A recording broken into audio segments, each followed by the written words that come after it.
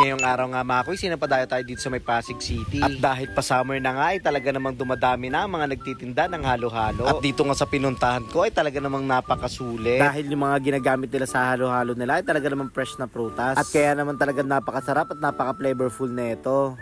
Hi ma'am, magandang gabi po. Hello, good evening.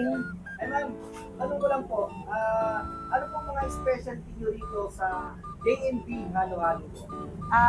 Yung bestseller namin sa J&B is J&B Halo-Halo Special and Avocado Supreme. Magkano po yung pinaka-budget bill po sa halo-halo? 98, pwede ka nang makakain ng halo-halo. Yung napakamura ma'am. Yung pinakamalaki naman po dito? Yung pinakamalaki na for sharing is yung nasa bowl for dine-in. And then yung 22 ounce, ito yung for take-out namin. 128 pesos.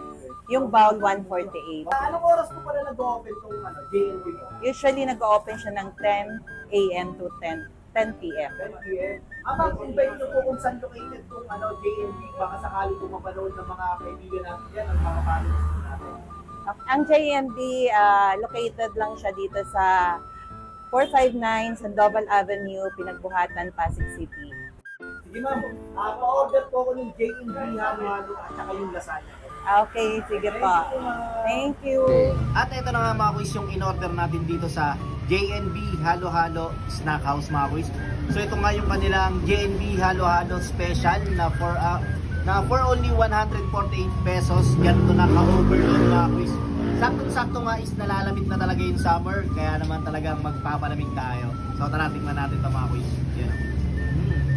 So yung halo-halo nila dito, so ito yung parang literal na halo-halo na matitigman natin sa labas. Pero ito, meron siyang kakaibang twist. So meron siyang ice cream. Tapos yung kanya naman is yung pop rice. Yan. So tara, tingnan natin mga kuys. Tingnan nyo naman, napaka-overload niya. No? Tapos yung maganda rito mga kuys, yung gatas na ginamit is sarili nilang timpla. Yan. So tara, tingnan natin. Sheesh, ang hirap paluin kasi napaka-overload niya. Yan, no? Grabe, oh.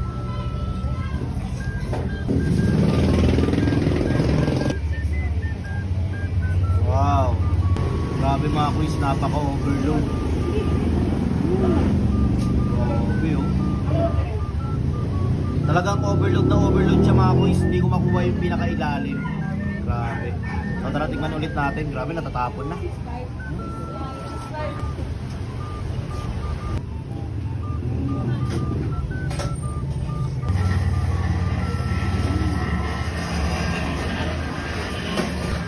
Grabe, napakasarap. Grabe yung timpla nung nung gatas nila dito.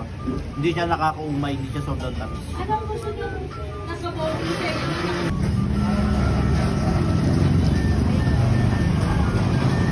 Grabe.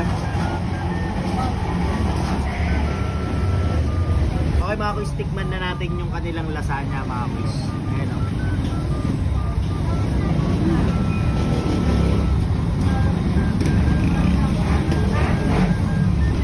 Napaka-juicy. Tapos yung lasa niya, sakto lang yung alat. Tapos malalasahan mo talaga yung melted cheese sa ibabaw niya. Napaka-solid. Tapos hindi rin naman siya tinipid kasi yung mga beef, yan, napaka-solid. At saka napaka-kapal. Sakto-sakto sa presyo, masarap, at saka napaka-juicy.